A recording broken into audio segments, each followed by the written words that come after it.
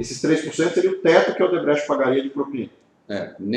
Para a área técnica lá, porque depois aparecem os pedidos políticos. Isso, além dos 3%. Isso.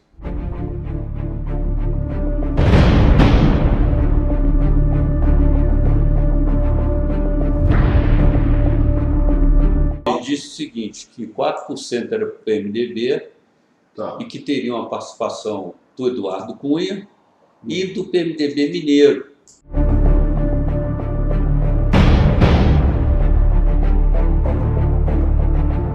Vamos em frente, paciência. Vamos pagar.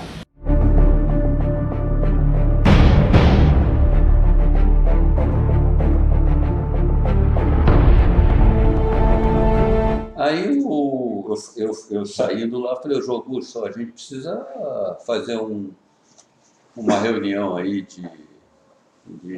em cima aí, de cúpula, para a gente ver esse assunto aí desse percentual e tudo.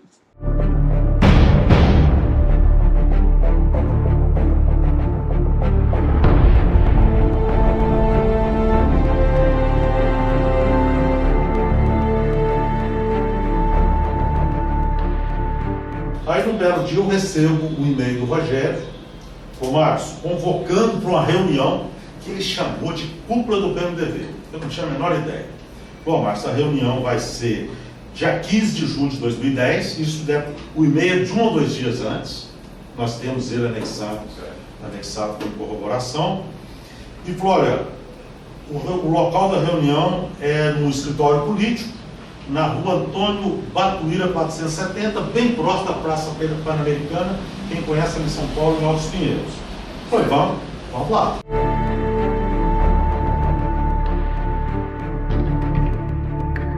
Esse escritório político era escritório de algum político específico? Doutor, chegando lá eu soube que se tratava do escritório político do Sr. Michel Temer, à época candidato a vice-presidente da República, na chapa com a Dilma.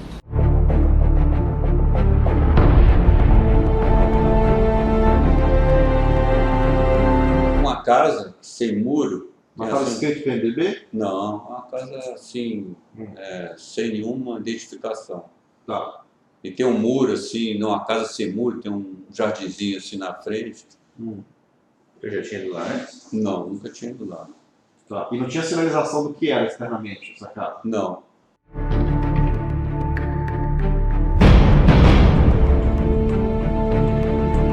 Chegamos, nos anunciamos, nos colocaram na sala, uma salinha de espera por muito pouco tempo. Chegando na sala, cumprimentei o ex-deputado Eduardo Cunha, que estava também já na sala de espera. A gente cumprimentou e logo fomos anunciados.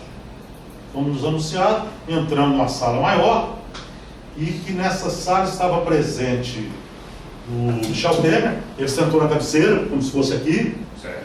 Eu sentei aqui, Rogério aqui, do lado de lá, Eduardo Cunha, o deputado Henrique Eduardo Alves e o João Augusto mais atrás. Certo. Foi assim que nós chegamos e ficamos na reunião. E fomos para uma sala de reunião. Tinha primeiro andar, segundo andar? Não, no mesmo plano. Mesmo plano. Tá. Aí na sala de reunião tem mais quantas pessoas? Aí na sala de reunião estava o ex-presidente, o presidente do PMDB, Michel Temer, na cabeceira. Na época ele era vice-presidente? Vice-presidente e acho que presidente do PMDB na época, né? Aqui na cabeceira. Do lado esquerdo dele sentou o Henrique Alves. E depois do Henrique Alves, sentou o Eduardo Cunha, do mesmo lado. Do lado direito do Michel Temer sentou o Márcio, eu sentei do lado do Márcio e depois estava o João Augusto. Então ficou Michel Temer na cabeceira, de um lado Eduardo Cunha e João Augusto, do outro lado os dois da Odebrecht, que era o senhor e o Márcio Faria. Isso. Para minha surpresa, assim, até com intimidade, para quem nunca eu tinha visto, falou, não, se acontecer qualquer coisa aí, ter esses rapazes aqui, ele apontou para os dois deputados, Henrique Eduardo Alves e Eduardo Cunha, falou, não, pode deixar que ela venha e fica aqui. esses jovens, esses rapazes resolvem para mim lá. Não estou preocupado. Fica aqui ele sinalizando para o colo dele. Do colo deles, exatamente. Como se, assim, dando a entender que os dois rapazes iam resolver os assuntos necessários de interesse do PMDB.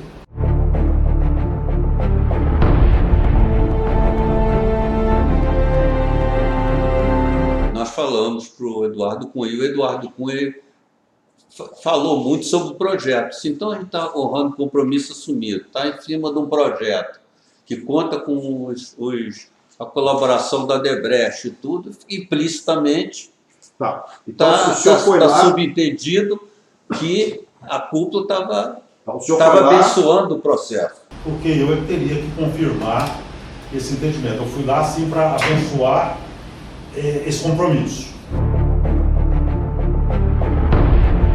Ficou claro, ficou evidente que essa contribuição era propina, era vantagem devida. Totalmente vantagem devida, doutor, porque era um percentual em cima de um contrato. Ninguém falou em diretório, seja ele municipal, estadual, federal, nada. Era um percentual de um valor determinado do contrato.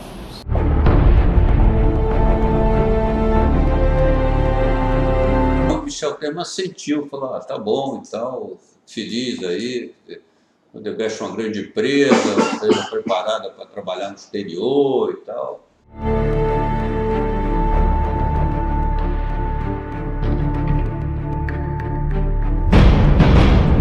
Então, aí o Eduardo Cunha fala, então que precisava, a campanha na rua precisava adiantar alguma coisa. E ele é explícito no sentido do quê? Não, adiantar por conta caixa 1, caixa 2, ele fala por conta do contrato. Por conta do contrato. É.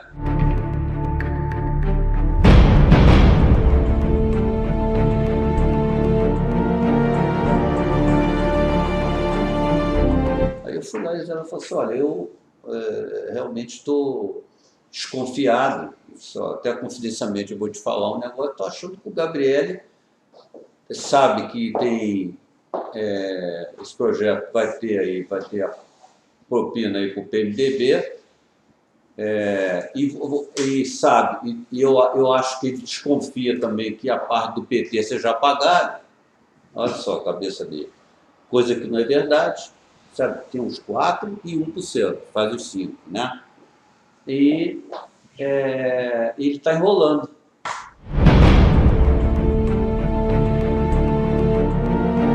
Confirmou um do PT via e aí ele mandou operacionalizar via quem? Ele mandou a Odebrecht, ele não falou quem, conversar com o PT.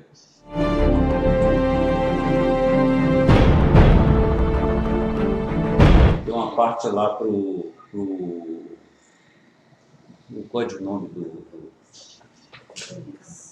Camponês, tem lá um pagamento para ele. O Camponês é o codinome do Vacari. Vacari, que saiu alguma coisa para ele, que eu não participei disso.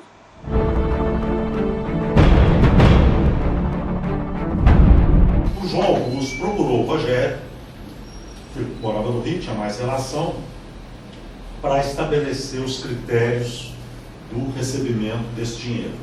Ele indicou um intermediário, um agente, o que seja, chamado Ângelo, que na empresa recebeu o apelido de Voz Omeia Branca. Dizem que ele tinha uma voz muito forte. E ele seria o encarregado de retirar esse dinheiro nas partes aqui entregue em efetivo. O César Rocha o encaminhou para a área de Gilberto Silva, que era o responsável pela área de operações estruturadas da empresa. Basicamente, esse seu anjo. Tem pagamento feito no Brasil em espécie e tem também no exterior em contas. Segundo João Augusto falou para o Rogério, que 50% era destinado ao então deputado Eduardo Cunha. Os outros eu não sei, mas que também, por essa informação que o advogado acabou de falar, vai ser fácil buscar os destinatários. Então, Mestre e Tremito, que eu acho que foram os codinomes que o Ângelo deu.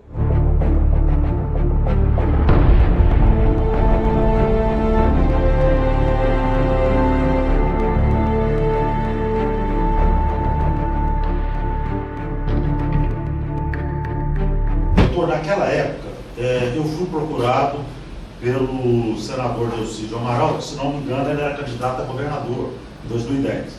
Ele veio pedir ajuda de contribuição. Eu falei: olha, Delcídio, eu sinto muito, eu não tenho como contribuir, não posso, não atuo nisso, mas vou te dar uma dica, uma sugestão. A empresa tem um débito com o PT, consequentemente o PT tem um crédito do contrato tal, expliquei para ele, que é uma quantia relevante. Se você quiser procurar quem de direito do PT e autorizar a descontar um pouco desse dinheiro, descontar, não é dinheiro novo, eu te dou essa ideia. Mas a partir do momento que o senhor disse que o PT tem um crédito Crédito pelo contrato tal, que então foi... ele, penso eu, que ele interpretou Isso. que esse crédito era uma vantagem devida. Uma vantagem devida perfeita. É isso? Perfeitamente.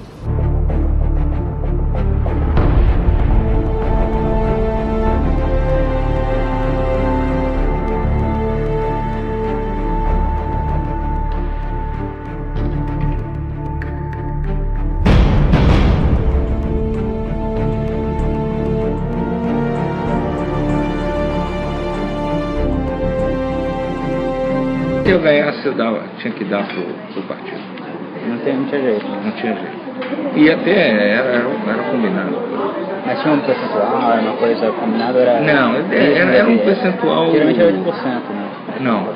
Era um percentual que você, dependendo do negócio, dizia: ó, eu tenho tanto aí, tenho tanto para eleição. Eu me lembro que no domingo, aí saiu a reportagem da época, foi realmente uma reportagem muito ruim para ele, e desgastante. E aí no domingo eu fui lá na casa do Zelada. Era dia dos pais, eu fiquei tão preocupado com isso, que eu falei: o João Augusto acho que enlouqueceu para falar isso tudo. Aí fui na casa do Zelada e, por surpresa minha, o Zelada disse que já sabia e também não estava entendendo nada. Que ia ser o dia dos pais, que ia ser eu sentei até na sala dele, me deu um cafezinho. Aí eu fui embora para casa.